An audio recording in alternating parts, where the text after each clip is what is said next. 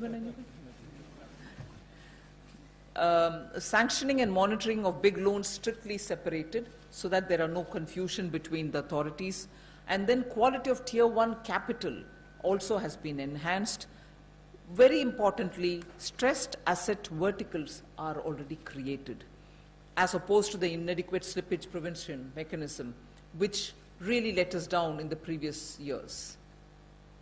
Going over quickly again, Fugitive Economic Offenders Act has been passed, as a result of which many of those fugitives and their assets have been, at least their assets have been confiscated, and having confiscated their assets, we are after them wherever they are to get them back into this country to face the law of the land. Then PSP loans, which is within 59 minutes, you're very aware, now we are bringing in a lot more energy into that, so most of the loans sooner will be going through in-principle approval in this manner and then getting followed up further. Then foreign branches are rationalized. Adherence to risk-based pricing is also happening as opposed to the ad hoc pricing mechanism which existed earlier.